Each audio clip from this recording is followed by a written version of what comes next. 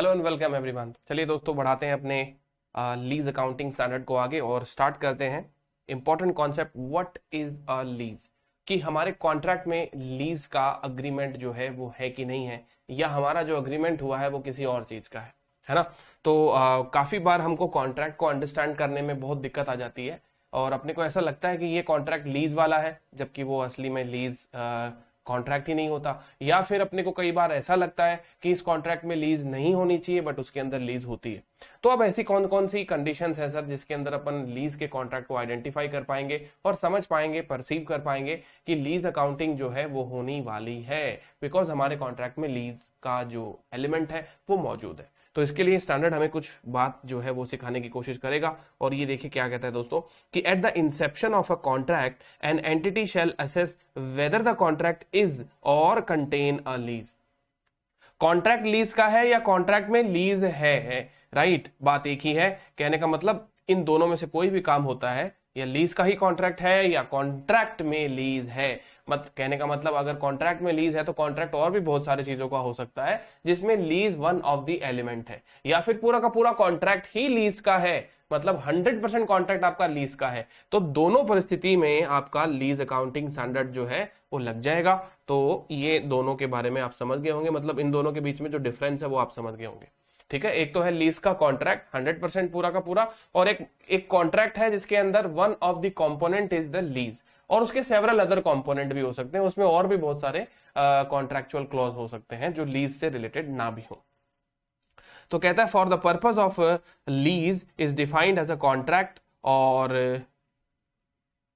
Part of a contract that conveys, right, एक ऐसा contract or part of the contract that conveys the right to control the use. तो जो मैंने आपको बताया था दोस्तों ROU मॉडल, वो जो ROU मॉडल है ना, उसको ही हम क्या कहते हैं, right to control the use of the identifiable assets, है ना। तो ये शब्द जो है वो बहुत इंपॉर्टेंट है, इसको आप हाईलाइट कर लीजिए, मतलब इसमें वैसे भी इन्होंने दिया ही हुआ है अंडरलाइन करके। तो right to control the use of an identified assets for a period of time in exchange for the consideration. ठीक है ना, आप कंसिडरेशन के बदले, यानी आप जो भी सामने वाले को पेमेंट कर रहे हो कॉन्ट्रैक्ट के हिसाब से, जिसे आप रेंट कह रहे हो, लीज रेंट कह रहे हो, उसके बदले आपको एक अधिकार ऐसा मिल जाता है जिस अधिकार की वजह से आप क्या करते हो, उस आइडेंटिफाइड एसेट्स को यूज करते हो। इसको हम कहते हैं राइट टू यूज, जबकि इसको पूरी टेक्निकल भाषा में बोले तो कहा जाएगा right to control the use, है ना। फुल अगर इसको अपन बोलेंगे राइट ऑफ यूज को, right to control the use. अब देखिए दोस्तों, ये जो डेफिनेशन इन्होंने बनाई है ना, ये डेफिनेशन बड़ी इंपॉर्टेंट है। जो हमारी पुरानी जो लीज जो अकाउंटिंग स्टैंडर्ड होता था हमारा AS 19 या इंटरनेशनल अकाउंटिंग स्टैंडर्ड 17, उनके कंपैरिजन में यहां पर लीज का मतलब जो है वो बदल गया। मैं आपको बताऊंगा कि ये एक्चुअल में हुआ क्या है, राइट। अब देखिए कहता है यहां पे ये जो वर्ड है period of time, identified assets, control the use और एक्सचेंज फॉर कंसिडरेशन, ये हमारा पूरा चैप्टर है दोस्तों। ये कंसिडरेशन के बारे में भी हम पढ़ेंगे, हम इस पीरियड ऑफ टाइम के बारे में भी पढ़ेंगे, हम इस आइडेंटिफाइड एसेट्स के बारे में भी पढ़ेंगे, और कैसे हम इस चीज को कंट्रोल कर सकते हैं इसके बारे में भी पढ़ेंगे। तो हम इन सारी कंपोनेंट्स के बारे में अलग अलग पॉइंट बनाकर पढ़ेंगे ताकि आप सब इन सारे कंपोनेंट को अच्छे से समझ पाओ, है ना। तो देखिए कहता है Ind 116 requires customers and suppliers to determine whether a contract is or contains a lease at the inception of the contract. अब यहां पर एक चीज और अंडरलाइन करिए, जिसे आप कहेंगे Inception of the contract. Sir ये अंडरलाइन क्यों करने को किया, मतलब आपने अंडरलाइन क्यों करवाया है इस चीज को, उसके पीछे क्या लॉजिक है। तो देखिए लॉजिक दोस्तों इसका सीधा सा एक ही है कि लीज कॉन्ट्रैक्ट में है या नहीं है, ये सबसे पहले कॉन्ट्रैक्ट करते समय ही निर्धारित किया जाना चाहिए, इंसेप्शन ऑफ द कॉन्ट्रैक्ट के समय ही, ऐसा नहीं कि बाद में कुछ हो रहा है। समझ रहे हो ना, जब आप कॉन्ट्रैक्ट कर रहे हो उसी समय लीज की सारी नियम शर्तें, टर्म्स एंड कंडीशन जो है वो क्लियर होनी चाहिए, तब जाके वो लीज अकाउंटिंग में फॉल करेगा, है ना। अच्छा, तो अब देखिए क्या कहता है, इंसेप्शन ऑफ द कॉन्ट्रैक्ट, कह रहा है inception date is defined as the earlier यानी आपको इंसेप्शन डेट को कैसे डिफाइन करके चलना है, earlier of the following dates. अब देखो ये कह रहा है कि आपका कॉन्ट्रैक्ट लीज का कब बिगिन होगा, शुरुआत कब होगी लीज के कॉन्ट्रैक्ट की, तो कहता है डेट ऑफ लीज अग्रीमेंट, जब दोनों पार्टी लीज अग्रीमेंट पे फॉर्मली क्या कर दें, अग्री हो जाए, साइन वाइन हो जाए, फॉर्मेलिटीज आपकी पूरी होगी।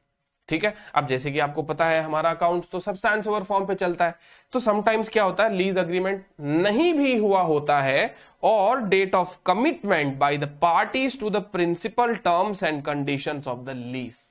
अब ये जो है ना सेकंड चीज, ये जो सेकंड चीज है ये किताबों में पढ़ने को तो बहुत इजी है, रियल लाइफ के अंदर दोस्तों ये जो दूसरा वाला जो पार्ट है ना वो बड़ा इंपॉर्टेंट है। कैसे, क्योंकि यहां पे देखिए क्या है ना कि कहता है date of commitment by the parties to the principal terms and condition of the lease. अब देखिए दोस्तों लीज की प्रिंसिपल टर्म्स एंड कंडीशन क्या होती है, ठीक है, लीज की प्रिंसिपल टर्म्स एंड कंडीशन ये होती है कि लीज कितनी अवधि का होगा, उसकी टेन्योर क्या होगी, कंसिडरेशन क्या होगा लीज रेंटल, राइट, और आपका आइडेंटिफाइड एसेट्स जो है वो क्या होगा, राइट, यही तो है इसकी प्रिंसिपल टर्म्स। बाकी तो क्या है कि लीज से रिलेटेड जो है वो जो भी चीजें कॉन्ट्रैक्ट में आपकी अपडेट होती रहेगी, बट मेन चीज, मेन मुद्दे पे आओ ना, अगर सामान बेचना है तो सामान बेचने से रिलेटेड आपने कोई कमिटमेंट कर लिया है, लीज पे कोई एसेट्स आपको चढ़ानी है तो उससे रिलेटेड आपने कोई कमिटमेंट कर लिया है, तो वो कमिटमेंट भी एक प्रकार से ये मान लिया जाएगा कि you have entered into a lease agreement or lease contract by the party, है ना, the agreement has been duly basically accepted by the parties. इसके लिए हम ये वेट नहीं करेंगे कि आपका लीज अग्रीमेंट जो है दोनों पार्टी के द्वारा एकदम फॉर्मली साइन होना चाहिए, अगर आपका कमिटमेंट भी हो गया तो भी हम उसको यही कहेंगे कि लीज अग्रीमेंट की शुरुआत हो चुकी है। ठीक है, तो अ पीरियड ऑफ टाइम में be described in terms of the amount of use of an identified assets, ठीक है, that is the number of production units that an item of equipment will be used to produce.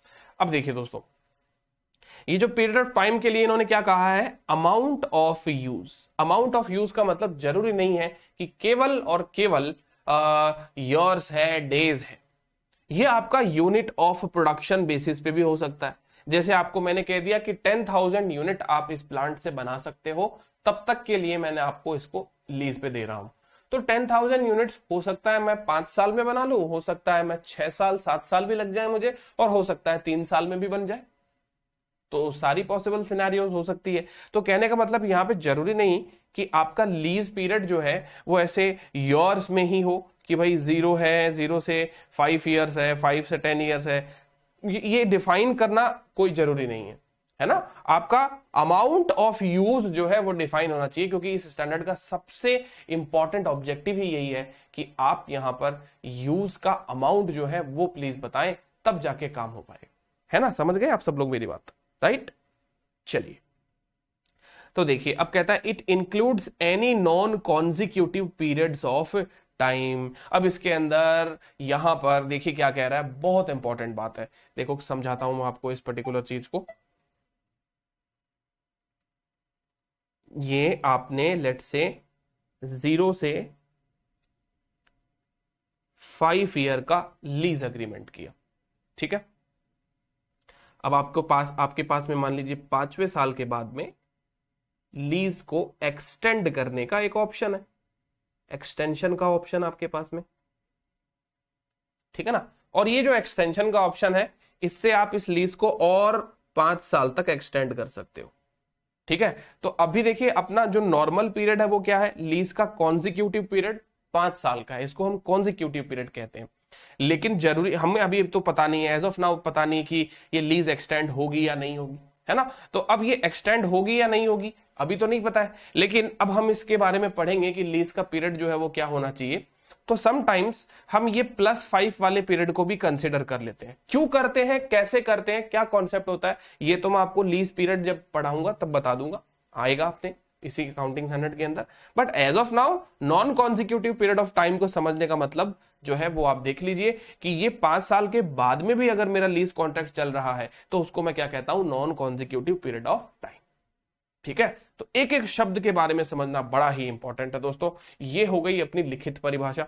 अब देखिए standard ने ही अपने bear जो text है accounting standard का, उसमें एक माइंड मैप बताया गया है आपको कि अगर आपको लीज असेस करना है ना, तो लीज असेस करने के लिए आपको इस प्रकार से डिसीजन मेकिंग करनी पड़ेगी। समझ गए? तो चलिए दोस्तों, अब हम करते हैं इस पर्टिकुलर माइंड मैप को स्टडी और पता लगाते हैं कि ये क्या कहना चाहता है। तो देखिए, अपने को ऐसे इसी की प्रोसेस में चलना है और पता लगाना है कि कॉन्ट्रैक्ट में लीज अग्रीमेंट जो है वो है या नहीं, है ना? समझ गए आप सब लोग यहां तक? चलिए, तो देखिए कहता है is there an identified asset. सबसे पहले तो कहता है कि क्या आपके कॉन्ट्रैक्ट में कोई आइडेंटिफाइड एसेट्स है कि नहीं। अब आप पूछोगे सर आइडेंटिफाइड एसेट्स जो है वो क्या होता है ना? तो चिंता ना करें दोस्तों, हम आइडेंटिफाइड एसेट्स के ऊपर पूरा का पूरा ये समझ लीजिए चैप्टर है, ये लीज अकाउंटिंग के ये अलग अलग चैप्टर है, आइडेंटिफाइड एसेट्स का चैप्टर आएगा, ठीक है? तो फिर बाद में आप उसको देख लेंगे, उसमें अपन इसके बारे में अच्छे से पढ़ लेंगे। तो यदि है और यदि नहीं है, तो नहीं है तो सीधा ही बाहर निकल गए आप। देखिए, नहीं का सीधा रिजल्ट निकलता है कि कॉन्ट्रैक्ट में लीज नहीं है।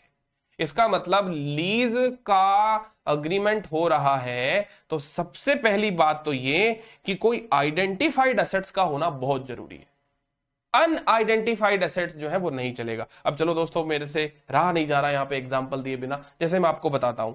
आप सब लोग आर्टिकलशिप के अंदर है ना क्या करते हो, आपने देखा होगा कि आपके ऑफिस वगैरह में ऐसे कोई वो मशीन लगी हुई होती होगी, चलो है ना, आपसे एसोसिएटेड एग्जांपल ही बताता हूं ताकि आपको भी सुनने में अच्छा लगे।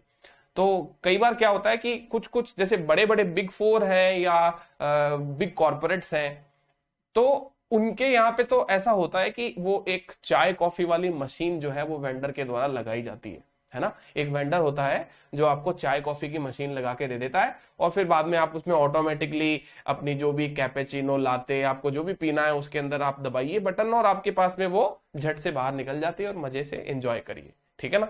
खूब सारे क्लाइंटों का काम करिए और कॉफी पीते जाइए और चाय पीते जाइए, जो भी आपको काम करना है। बट कुछ कुछ जगह पे वो मशीन नहीं होती है, तो I am sorry for that, उसके लिए मैं कुछ नहीं कर पाऊंगा दोस्तों।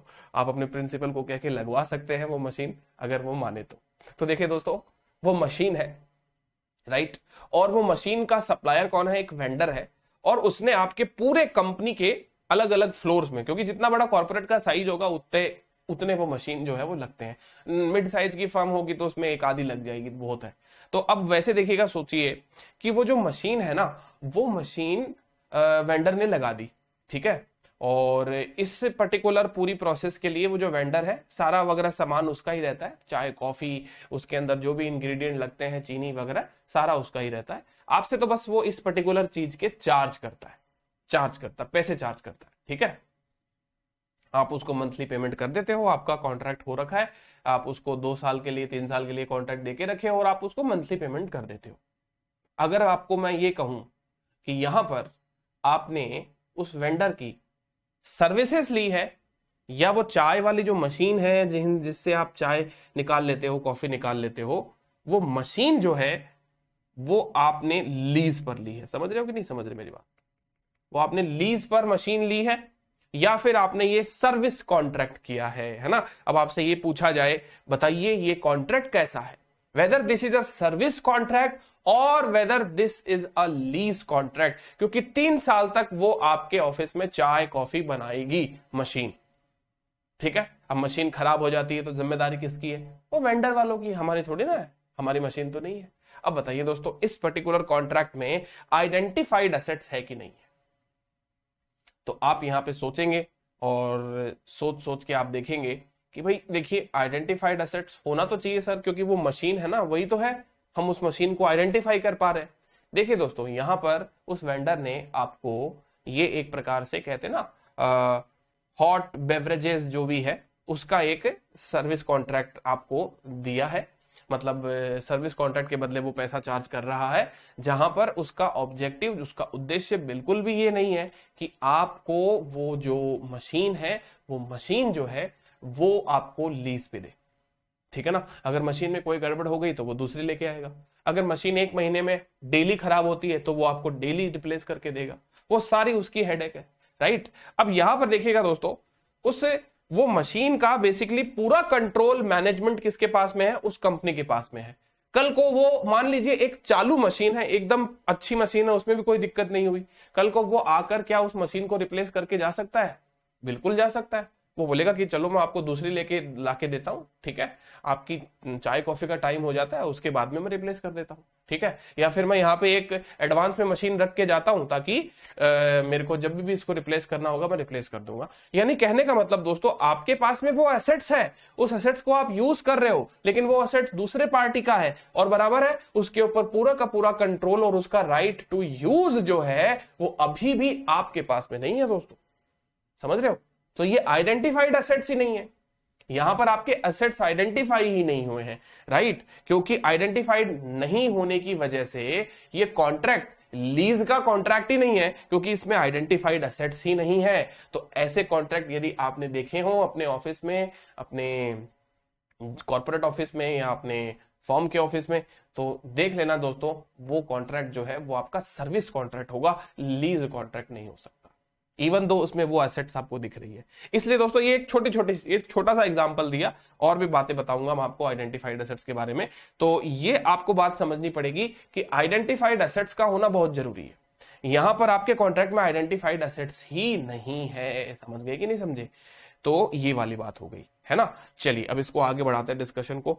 अगर इसका आंसर हाँ में आ गया तो ऐसा नहीं कि यहां पर अब लीज हो जाएगी, अब आपको और आगे बढ़ना पड़ेगा। और आगे बढ़ना पड़ेगा तो आपको क्या चेक करना है? Does the customer have a right to obtain substantially all of the economic benefits. यहां तक तो देखिए दोस्तों, हम जब आईपीसीसी में थे तो भी ये वाली बात तो हमको वहां पर जानने को मिली थी कि सर सब्सटैंशियली आप अगर असेट्स के इकोनॉमिक लाइफ बेनिफिट्स नहीं बहुत बात करते थे वहां पे अपन, हम सब्सटैंशियली एसेट्स का इकोनॉमिक लाइफ अगर कंज्यूम कर लेते हैं तो वो फाइनेंस लीज हो जाती है। अब यहाँ पे तो मैंने आपको पहले दिन ही बता दिया था कि there is no concept of finance lease और ऑपरेटिंग लीज। ये क्या कह रहा है, बहुत ध्यान से समझिएगा, right to obtain substantially all of the economic benefits. In fact इसको बोल्ड करके रखा है, इसको बोल्ड ना कर कर नीचे वाली चीज को बोल्ड करना चाहिए। देखिए क्या लिखता है, from the use of the asset, from the use of the assets. ये नॉर्मल बात हो गई, लेकिन जो सबसे इंपॉर्टेंट बात है वो ये है, through out the period of use, through out the period of use. अब ये जो बॉक्स है दोस्तों, ये बहुत बड़ी बात हमें सिखा देता है, और यहां से ही तो हमारी अकाउंटिंग इन्होंने चेंज करी है। Through out the period of use. अब देखिए दोस्तों, एक एसेट्स की लाइफ 100 ईयर्स हो सकती है, इस स्टैंडर्ड को कोई मतलब नहीं है उससे, ठीक है। इस पर्टिकुलर एसेट्स की लाइफ 100 ईयर्स हो सकती है, हमें कोई मतलब नहीं है। कल को आप कहोगे सर 100 ईयर्स में से अगर हम 80 साल, 90 साल, 95 साल अगर एसेट्स को यूज करते हैं तो ये माना जाता है कि वो हमारी फाइनेंस लीज हो गई है, अदरवाइज वो ऑपरेटिंग लीज है, किराए का अग्रीमेंट है। तो ये स्टैंडर्ड कहता है we don't talk about the economic life, right, as well as the useful life of the assets, है ना। हम इनके बारे में बात ही नहीं करेंगे, ऐसा हम कॉन्सेप्ट इस प्रिंसिपल पे हम चल ही नहीं रहे। रादर हम किसके ऊपर बात कर रहे हैं, आपका जो लीज पीरियड है उसके ऊपर, लीज टेन्योर पे फोकस करें आप। तो अगर ये 100 साल का एसेट्स है और सिर्फ 5 साल ही किराए पर लिया गया है, मतलब 5 साल के लीज पे लिया गया है, तो आपको चेक ये करना है कि इन 5 सालों में क्या आपके पास में इस एसेट्स को यूज करने का अधिकार मिला है कि नहीं मिला है। मतलब इन्हीं 5 सालों में, throughout the period of use, दोस्तों throughout the period of use, ये बड़ा ही इंपॉर्टेंट शब्द है, बड़ा ही इंपॉर्टेंट कॉन्सेप्ट है दोस्तों, समझे कि नहीं समझे आप, ठीक है ना। Through out the period of use. तो इररेस्पेक्टिव कि आपका लीज टर्म कितना है, एसेट्स की इकोनॉमिक लाइफ कितनी है, उससे कोई लेना देना नहीं। यहीं पे तो सब लोग पहले मैनिपुलेशन करते थे। कोई बोलते थे इसका इकोनॉमिक लाइफ तो 20 साल है, दूसरा व्यक्ति बोल रहा है नहीं इसका इकोनॉमिक लाइफ जो है वो 25 साल है, कोई कह रहा है 30 साल है, कोई कह रहा है 15 साल है, सबके अलग अलग इकोनॉमिक लाइफ आ रहे हैं, है ना।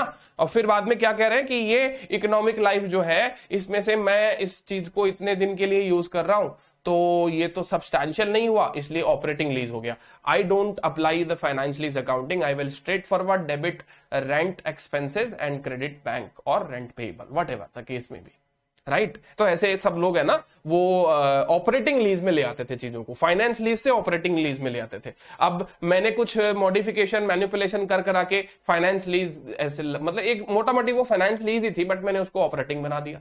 ठीक है, आप उसको ऑपरेटिंग बना दिए, वो फलाना व्यक्ति उसको ऑपरेटिंग बना दिया, तो कहने का मतलब सब लोग फिर ऑपरेटिंग लीज की अकाउंटिंग कर रहे हैं, फाइनेंस लीज उसको कोई बना ही नहीं रहा है ना, और यहां पे मैनिपुलेशन कर जाते थे। तो यहां पर स्टैंडर्ड ने अब कह दिया, बोला नहीं नहीं अब इसको चेक कैसे करना है, देखिए चेक कैसे करना है कि right to obtain substantially all of the economic benefit, all of the economic benefits, right. और लेकिन ये कौन से वाले इकोनॉमिक बेनिफिट जो आपको उन पर्टिकुलर पीरियड में मिलेंगे जिस पर्टिकुलर पीरियड के लिए लीज किया गया है।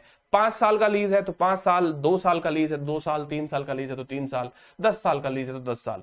You don't have to take care about the entire gross life of the assets, है ना। तो यहां पे देखिए स्टैंडर्ड ने रोक दिया आप सब लोगों को कि अननेसेसरी ये सब चीजें हम बात नहीं करेंगे कि सब्सटैंशियली आपने whole of the economic life को कंज्यूम किया है या नहीं किया है, we doesn't take care about those particular things. चलिए तो अब यहां पर भी 2 ही रास्ते निकलते। नो, आइडेंटिफाइड एसेट्स तो है लेकिन इन 5 सालों में आपके पास में इस वस्तु को, इस एसेट्स को यूज करने का अधिकार ही नहीं मिला पूरा सा, आपके पास में सारे के सारे इकोनॉमिक बेनिफिट ही नहीं आ रहे।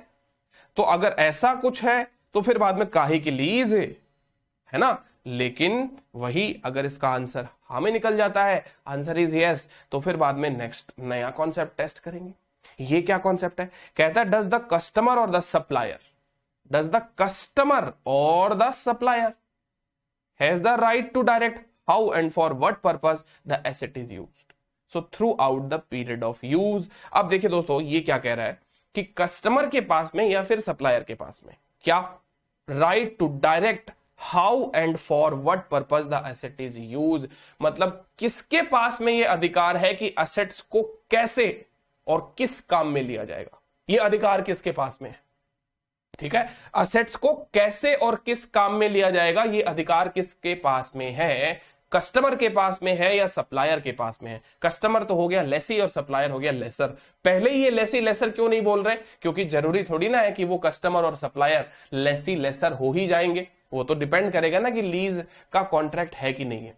तो जैसे मैंने वो आपको वो कॉफी मशीन वाला एग्जांपल दिया, उसके अंदर बताइए दोस्तों व्हाट टू यूज और हाउ टू यूज, इसका अधिकार जो है वो किसके पास में है, सप्लायर वेंडर के पास में ही है वो, है ना, वो कंपनी के पास में नहीं है, वो आपकी फर्म के पास में नहीं है। क्यों, क्योंकि आपकी फर्म का काम तो उसका एंड प्रोडक्ट जो है वो बस खाते पीते रहना है ना। समझ रहे हो कि नहीं समझ रहे। तो कहने का मतलब ये हो गया कि अगर ये अधिकार अगर सप्लायर के पास में है तो कस्टमर के पास तो राइट टू यूज जैसी कोई चीज ही नहीं हुई। तो इसका मतलब यदि सप्लायर के पास में है तो फिर से हम नो वाले डायरेक्शन में निकल जाएंगे और कॉन्ट्रैक्ट में लीज नहीं होगा, कॉन्ट्रैक्ट में लीज जो है वो नहीं होगा बिल्कुल भी। ठीक है, अच्छा चलो सर, लेकिन यदि ये कस्टमर के पास में हुआ तो सर कोई एग्जांपल दो जहां पे कस्टमर के पास में अधिकार होता है ऐसे कोई एसेट्स का। तो लीजिए दोस्तों बहुत सारे एग्जांपल है।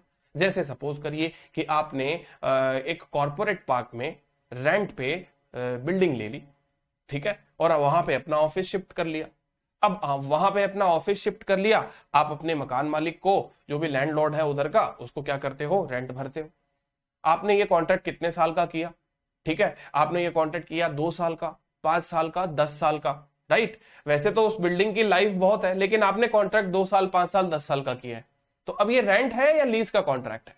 तो देखिए दोस्तों सीधी बात है, जब आपने 5 साल का कॉन्ट्रैक्ट किया उनके साथ में, तो क्या उस 5 साल में उस बिल्डिंग को कंट्रोल करने का अधिकार आपके पास में है, बिल्डिंग को जैसे चाहे वैसे यूज करने का अधिकार आपके पास में है। ऑब्वियसली हाँ, कुछ प्रोटेक्शन होता है, जैसे चाहे वैसे यूज करने का मतलब ये नहीं है कि बिल्डिंग को तोड़ दूं मैं, ये है सर मेरा राइट टू यूज है इस बिल्डिंग के ऊपर, क्योंकि 5 साल मैंने इसको किराए पे लिया है, तो चलो मैं इसको डिमोलिश कर देता हूं। उसको राइट टू यूज नहीं कहते, समझ रहे हो। राइट टू यूज का मतलब क्या हो गया कि उस बिल्डिंग के अंदर आप अपने कैबिनेट बनाते हैं, राइट, क्यूबिकल्स बनाते हैं, आर्टिकल्स के बैठने की जगह बनाते हैं, पार्टनर्स के बैठने की अलग जगह होती है। तो कहते हैं आप अपने हिसाब से यूज कर रहे हो ना उसको, आपका लैंडलॉर्ड थोड़ी ना आपको उसके अंदर कुछ कह रहा है, वो तो आपको रेंट ले रहा है। कल को आप छोड़ के चले जाओगे तो कोई दूसरा क्लाइंट आएगा, वो अपने हिसाब से उसको डिजाइन कर लेगा। तो उन 5 सालों के अंदर उस पर्टिकुलर ऑफिस को यूज करने का अधिकार किसके पास में है, क्लाइंट के पास में, कस्टमर के पास में है। तो ऐसी कंडीशन में ये कहा जाएगा कि हाँ ये बिल्कुल मैंने ये चीज जो है वो लीज पर ली है। रेंट नहीं कहेंगे इसको, हम क्या कहेंगे, लीज कहेंगे। ठीक है, छोड़ दीजिए कि बिल्डिंग की टोटल लाइफ क्या है, हम कितने दिनों के लिए लीज कर रहे हैं, डजंट मैटर। ये स्टैंडर्ड क्या कहता है, अगर 5 साल के लिए छोड़ो, वो 12 महीने वाली तो अपन शॉर्ट टर्म लीज एग्जम्पशन लगा देते हैं, तो चलो मैं 2 साल का छोटे से छोटा एग्जांपल लेता हूं। 2 साल भी यदि मैंने किसी चीज को लीज पे लिया है तो मुझे लीज अकाउंटिंग करनी पड़ेगी रादर देन सिंपल स्टफ वाली रेंट अकाउंटिंग। तो कहने का मतलब राइट टू डायरेक्ट किसके पास में है, दैट इज वेरी इंपॉर्टेंट, है ना। चलिए, तो अब ये किसके पास में, वही बात, कस्टमर के पास में है या सप्लायर के पास में, सप्लायर के पास में है। तो देखिए अब सीधी बात है, यहां पर अगर ये राइट सप्लायर के पास में है तो फिर कैसे लीज हो पाएगा, ना तो हमारे पास में ऊपर वाली कंडीशन फुलफिल हुई, ना ये वाली फुलफिल हो रही है, तो कैसे काम हो पाएगा। तो सप्लायर के पास में तो बिल्कुल नहीं, लेकिन कस्टमर के पास में है। तो अब देखिए क्या कहता है, if pre determined then whether the customer, if pre determined then whether the customer operates the assets और डिजाइन्ड द एसेट्स, यानी कस्टमर क्या करता है, उस एसेट्स को या तो ऑपरेट करता है या उस एसेट्स को डिजाइन करता है। तो ऐसी कंडीशन में कॉन्ट्रैक्ट में लीज जो है वो आपको देखने को मिलेगा, और यदि नहीं तो आपके कॉन्ट्रैक्ट में अब लीज नहीं है। कस्टमर अगर एसेट्स को ही ऑपरेट नहीं कर रहा तो फिर बाद में किस बात की लीज हुई, कस्टमर को ही तो वो एसेट्स मिलनी चाहिए ना यूज के लिए। तो देखिए दोस्तों, ये हो गया हमारा एक प्रकार से माइंड मैप, जहां पे एक अरेंजमेंट में लीज है या नहीं है इसकी जानकारी हमको इन सारी चीजों से मिलेगी। और अपन क्या करते हैं, इनको वन बाय वन करके सारी चीजों को पढ़ेंगे और पता लगाएंगे कि इनके बारे में और क्या अधिक जानकारी हम लोग प्राप्त कर सकते हैं, राइट। तो देखिए सबसे पहले शुरुआत करते हैं हम लोग पहले टॉपिक की, जो है आपका आइडेंटिफाइड एसेट्स के बारे में, कि आइडेंटिफाइड एसेट्स जो है वो क्या होता है ना। एक एक टॉपिक आराम से पढ़ेंगे और बहुत अच्छे से पढ़ेंगे, आपको समझ में भी आएगा। कहता है देखिए, an arrangement only contains a lease if there is an identified assets. So under Ind 116 an identified assets can be, यहां पे अंडरलाइन करिएगा, explicitly specified in a contract or implicitly specified in the contract at the time that the asset is made, at the time that the asset is made available for use by the customer. तो important चीज इसमें यह हो गई कि identified asset या तो explicitly या इम्प्लिसिटली कॉन्ट्रैक्ट में प्रोवाइड, मतलब बताया जाना चाहिए जब आप लीज एग्रीमेंट जो है वो कर रहे हैं और जब आपको वो एसेट जो है वो कस्टमर को अवेलेबल कराया जा रहा है।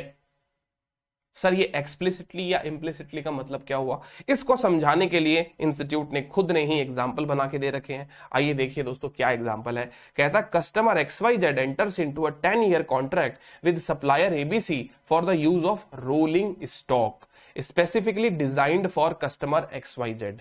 देखिए दोस्तों, वैसे रोलिंग स्टॉक का मतलब जो है वो मैं आपको बताता हूं क्या होता है। रोलिंग स्टॉक एक प्रकार का करियर व्हीकल सा होता है जो ट्रांसपोर्टेशन में काम में आता है। रोलिंग स्टॉक मतलब ये नहीं है कि ये कोई स्टॉक है जो रोल करता है। बेसिकली रोलिंग स्टॉक एक प्रकार से करियर व्हीकल होता है जो ट्रांसपोर्टेशन के काम में आता है ना। तो ये जो XYZ कस्टमर है जो उसने ना 10 साल का कॉन्ट्रैक्ट किया है ABC सप्लायर के साथ में, जहां पे उसको रोलिंग स्टॉक यूज करने का अधिकार जो है एक प्रकार से मिल रहा है। ठीक है, कहता है rolling stock is design to transport materials used in customer XYZ production process and it is not suitable for use by other customer. अब ये जो रोलिंग स्टॉक है ना, इसकी डिजाइनिंग जो है वो हमने किसके लिए करी है, कस्टमर के लिए ही करी है। इस मतलब कहने का मतलब ये स्पेसिफाइड हो गया, ये कस्टमर के लिए स्पेसिफिक एसेट्स बनाई है अपन ने जो कस्टमर के ही काम आएगी, दूसरे कस्टमर के काम नहीं आएगी। मतलब हमारे इस क्वेश्चन में XYZ के ही काम आएगा ये। तो कहता है rolling stock is not explicitly specified in the contract. वैसे तो रोलिंग स्टॉक को हमारे कॉन्ट्रैक्ट में एक्सप्लिसिटली स्पेसिफाइड नहीं किया गया है, एक्सप्लिसिटली हमने नहीं बताया कि ये मतलब ये आइडेंटिफिकेशन जो है एसेट्स का, या ये वाला रोलिंग स्टॉक है, इसका कलर ये है, इसकी साइज ये है ना, इसका यूनिट नंबर ये है, इसकी आइडेंटिफिकेशन नंबर ये है ना, जो होता ना एक एसेट्स को कैसे आइडेंटिफाई किया जा सकता है, तो उस एसेट्स का एक कुछ भी होता होगा यूनिक आइडेंटिफिकेशन, है ना, नंबर, बारकोड। आजकल तो ईआरपी का जमाना चल रहा है, तो सारे के सारे एसेट जो है वो आपके ट्रैक हो सकते हैं, आपके आइडेंटिफिकेशन नंबर लगे रहते हैं, ठीक है। तो ऐसी कंडीशन के अंदर हमने ऐसा कुछ नहीं किया कि आपको पूरा सब कुछ बताया कि देखिए यही वो आपका एसेट्स है जो आपको हम देंगे, लेकिन यहां पे दोस्तों एक्सप्लिसिटली आइडेंटिफाइड ना होने के बावजूद भी इस कॉन्ट्रैक्ट में आपका रोलिंग स्टॉक जो है वो इम्प्लिसिटली, मतलब अंदर ही अंदर इंटरप्रिटेशन के रूप में समझें तो आइडेंटिफाइड है, क्योंकि वो एसेट्स सिर्फ आपके ही काम आएगा, किसी दूसरे के काम आ नहीं सकता, और ऐसा रोलिंग स्टॉक एंटिटी के पास में वही है। तो इसका मतलब यही हो गया ना कि जो रोलिंग स्टॉक मेरे पास में है वो मैंने सिर्फ आपके लिए ही बनाया है, इवन दो मैंने उसको आइडेंटिफिकेशन के लिए कुछ कॉन्ट्रैक्ट में स्पेसिफिकली कुछ लिखा नहीं है ना, एक्सप्लिसिटली मैंने कुछ लिखा नहीं है, लेकिन वो कॉन्ट्रैक्ट के अंदर बिल्कुल समझा जा सकता है, इंप्लिसिट रूप में समझा जा सकता है कि वो आइडेंटिफाइड है। तो कहता है supplier ABC owns only one rolling stock that is suitable for customer XYZ's use, and if the rolling stock does not operate properly the contract require supplier ABC to repair or replace the rolling stock. Repair or replace, देखिए contract अगर आपका lease का रहता है तो सामने वाला जो आपको एसेट दे रहा है उसको डेफिनेटली वो रिपेयर करके देगा, रिप्लेस करके देगा, यदि वो काम नहीं करेगा तो, है ना, वो तो उसकी जिम्मेदारी बनती है, तो वो अपने को दूसरा बना के देगा। तो कहता है whether there is an identified assets, क्यों, क्या इस पर्टिकुलर कॉन्ट्रैक्ट में कोई आइडेंटिफाइड एसेट्स है क्या? तो मैं आपको कहूंगा बिल्कुल जरूर इस पर्टिकुलर कॉन्ट्रैक्ट में आइडेंटिफाइड एसेट्स है। और वो कौन सी आइडेंटिफाइड एसेट्स है? Rolling stock. क्या वो रोलिंग स्टॉक जो फिजिकली जो आप यूज कर रहे हो उसे को ही आइडेंटिफाइड एसेट्स बोलना जरूरी है क्या? देखिए जरूरी नहीं दोस्तों ऐसा कुछ हो, ठीक है, जरूरी नहीं है ऐसा कुछ हो, बट जरूरी है ऐसा हो। अरे सर ऐसी कैसी बात कर रहे हो, जरूरी नहीं है ऐसा हो, दोनों ही बात कैसे हो सकती है? देखिए यहां पर स्टैंडर्ड का जो कहते हैं ना कॉन्सेप्ट जो है वो क्या है, वो ये है कि आइडेंटिफाइड एसेट्स का मतलब जो आपको दी गई है, राइट, जिस एसेट्स का यूज करने का अधिकार आपको दिया गया है। तो रोलिंग स्टॉक हमारा आइडेंटिफाइड एसेट्स हो गया, लेकिन कॉन्ट्रैक्ट में तो लिखा हुआ नहीं है कि कौन सा वाला रोलिंग स्टॉक देवे, है ना, बट ये ना लिखा हुआ है, इसके बावजूद इसको आइडेंटिफाइड एसेट्स आप कैसे मान सकते हो? क्योंकि जो सामने वाला है ना उसके पास में वैसा रोलिंग स्टॉक सिर्फ एक ही है जो आपके काम में आ सके, और उसके पास में और कोई भी रोलिंग स्टॉक नहीं है। जैसे दोस्तों सपोज करिए कि आपने ना एक लीज पे आपने कार ले ली, ठीक है, और कौन सी कार ली है? रोल्स रॉयस कार ली है, और उस सप्लायर के पास में रोल्स रॉयस का सिर्फ एक ही मॉडल है, ठीक है। आपने कह दिया कि मुझे तो रोल्स रॉयस कार ही चाहिए, समझ गए, मुझे और कोई दूसरी कार नहीं चाहिए, मैं वो कार लूंगा, खरीद तो मैं सकता नहीं बट कम से कम लीज पे ही चला लूं, है ना, जिंदगी के अरमान पूरे हो जाएंगे। तो वो सप्लायर जो है वो कहता है चलिए सर कोई दिक्कत वाली बात नहीं है, हमारे पास में है आपके लिए रोल्स रॉयस, ठीक है। तो क्या बताइए इस पर्टिकुलर कॉन्ट्रैक्ट के अंदर आइडेंटिफाइड एसेट्स है कि नहीं है? तो आप कहेंगे आइडेंटिफाइड एसेट्स एग्जैक्टली तो क्या बोले, क्योंकि हमारे इस पर्टिकुलर कॉन्ट्रैक्ट में ये बात कही गई है कि मुझे रोल्स रॉयस कार जो है वो लीज पे लेनी है, ठीक है। और मैंने अभी स्पेसिफिकली ये तो मेंशन करके बताया नहीं कि मैं आपको यही नंबर वाली, वो नंबर प्लेट भी होगी उसकी कोई ना कोई, है ना, वही नंबर वाली या किसी आइडेंटिफिकेशन मतलब यूनिक आइडेंटिफिकेशन नंबर वाली कार जो है वो मैं आपको लीज पे दूंगा। ऐसा कुछ नहीं है हमारे कॉन्ट्रैक्ट में लिखा हुआ कि आपको सो एंड सो कार मिलेगी, उसका कलर ये होगा, क्योंकि ऐसा कोई ऑप्शन ही नहीं है उसके पास में। उसके पास में वो एक ही कार है, राइट।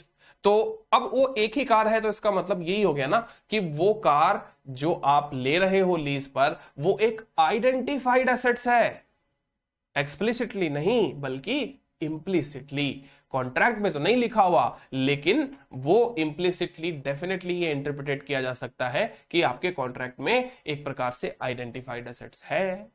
आगे नहीं आगे बात समझ में? अब यहाँ पे आपको क्यूरियोसिटी आ रही होगी, सर अगर उसके पास में रोल्स रॉयस करके दो कार होती तो इस क्वेश्चन के अंदर ये रोलिंग स्टॉक एक से ज्यादा होते तो क्या होता? तो सर होता ये कि हमारे इस कॉन्ट्रैक्ट में एक्सप्लिसिटली तो आइडेंटिफाइड एसेट्स नहीं है और इंप्लिसिटली भी नहीं है। क्योंकि अब हम ये नहीं कह सकते कि रोल्स रॉयस आपकी एक आइडेंटिफाइड एसेट्स है, क्योंकि अब यहां पर क्या है ना कि आपको जब भी चाहे वो कार जो है वो रिप्लेस करके वो आदमी दे सकता है। मतलब मैंने उससे ये कह रखा है कि मुझे रोल्स रॉयस कार लीज पे चाहिए, सामने वाला बोलता है ठीक है सर, जो कार मैं आपको दूंगा वही आपको चलानी पड़ेगी। ठीक है, हो सकता है किसी दिन नीले कलर की दे दूं, किसी दिन पीले कलर की दे दूं, किसी दिन व्हाइट कलर की दे दूं, वो मेरा कंट्रोल रहेगा। समझ रहे हो, आपको मुझे किराया भरना है, आपके पास में गाड़ी पहुंच जाएगी। तो यहां पे आइडेंटिफाइड एसेट्स नहीं है दोस्तों, क्योंकि उसके पास में वो 1 यूनिट नहीं, ऐसे बहुत सारे यूनिट्स हैं, और जब वो बहुत सारे यूनिट है तो there is a no contract of identified assets. समझ पा रहे हो, इतने सारे छोटे छोटे माइनर माइनर मेटिकुलस पॉइंट होते हैं हमारे स्टैंडर्ड में दोस्तों, है ना। तो स्टैंडर्ड को समझना बड़ा ही इंपॉर्टेंट है। आइए कहता है आंसर में कि yes the said rolling stock is an identified assets and though the rolling stock is not explicitly specified in the contract, that is by serial number या कोई unique identification number, it is implicitly specified because supplier ABC must use it to fulfill the contract। आइए अब देखिए कहता है assets implicitly specified in a contract, कहता है customer XYZ enters into a 10-year contract with supplier ABC for the use of a car and the specification of the car is specified in the contract, that is brand, type, color, option, etc. Okay, at inception of the contract the car is not yet built whether there is an identified assets। अब दोस्तों इतनी चर्चा हमने करी, अब आप मुझे बताएंगे कि इस पर्टिकुलर क्वेश्चन के अंदर आइडेंटिफाइड एसेट्स है या फिर नहीं। चलिए बताइए जरा, सोचिए कि क्या होना चाहिए। हाँ जी दोस्तों, तो आई होप आप सब लोगों ने इसको रीड किया होगा, और अब मैं आपको इसका आंसर कराने के पहले एक बार फिर से ये बात बताना चाहूंगा जो यहाँ पे लिखी हुई है कि आइडेंटिफाइड एसेट जो है वो तो एक्सप्लिसिटली या तो अपने कॉन्ट्रैक्ट में स्पेसिफाइड होनी चाहिए या फिर implicitly specified at the time that the asset is made available for use by the customer. Customer को जब वो एसेट्स अवेलेबल फॉर यूज कराई जाएगी उस समय किस प्रकार की एसेट्स देनी है, क्या ये इम्प्लिसिटली स्पेसिफाइड है कॉन्ट्रैक्ट के अंदर। तो देखिए यहाँ पे सब कुछ बताया गया है, अभी कार बनी नहीं है लेकिन कस्टमर को बता दिया सर ब्रांड क्या होगा, टाइप क्या होगा, कलर क्या होगा, और भी जो एट्रीब्यूट्स है वो सब कुछ हमने आज बता दिए। और जैसे ये बन जाएगी, ये कार आपकी जब रेडी हो जाएगी, तब हम आपको ये कार जो है वो डिलीवर कर देंगे, आप इसको ले लीजिएगा, यूज करिएगा और हमको किराया दे दीजिए।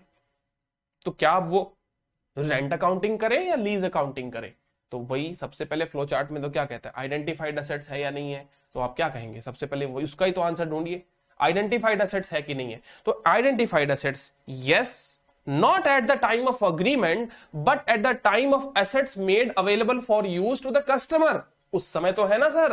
तो ये इम्प्लिसिटली स्पेसिफाइड हमने कर दिया कॉन्ट्रैक्ट में कि किस प्रकार की एसेट्स आपको डिलीवर करी जाएगी। यानी हम एक प्रकार से कहने का मतलब अगर आप क्रक्स की बात करें इन सारी चीजों को, तो देखिए बैकएंड में जाकर अगर आप सोचेंगे, प्रोसेस करेंगे, तो आपको यही समझ में आएगा कि सर एक आइडेंटिफाइड एसेट्स का होना जो एक्सक्लूसिवली लेसी को दी जाएगी वो बहुत जरूरी है लीज के कॉन्ट्रैक्ट में, अदरवाइज फिर बाद में वो लीज का कॉन्ट्रैक्ट नहीं है ना। आइडेंटिफाइड एसेट्स का होना बहुत जरूरी है।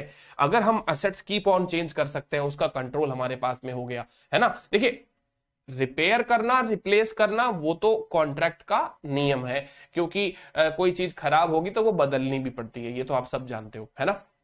लेकिन ऐसा है कि देखिए सर आज है ना मैं आपको ये वाली गाड़ी भेज रहा हूं, आप इससे काम चला लीजिए, ठीक है। आज मैं आपको 3 सीटर भेज रहा हूं, आज मैं आपको 5 सीटर भेज रहा हूं, तो इसका मतलब मैंने तो आपसे सर्विस ले रहा हूं, मैं तो आपसे गाड़ी की, मैं आपसे कोई गाड़ी थोड़ी ना लीज पे ले ली, मैं तो आपसे सर्विस ले रहा हूं। जैसे क्या होता है बड़े बड़े कंपनीज के अंदर ये ओला उबर से भी कॉन्ट्रैक्ट हो जाता है। जैसे सपोज करो ओला या उबर से कोई कॉन्ट्रैक्ट हो गया कि भाई हमारे एम्प्लॉय जो है, मैं आपको प्रैक्टिकल केस बताता हूं, देर रात काम करते हैं तो इनको घर छुड़वाना होता है हमको। मतलब कोई भी एम्प्लॉय अगर 10 बजे के बाद में बैठेगा, और तो 10 बजे के बाद में बैठेगा तो बेसिकली जैसे मैं आपको बताता हूँ, जैसे हिंदुस्तान यूनिलीवर में ये पॉलिसी थी कि कोई 10 बजे के बाद में बैठ रहा है ना, तो उसको कंपनी जो है अपने कॉस्ट के ऊपर घर तक छुड़वाती थी।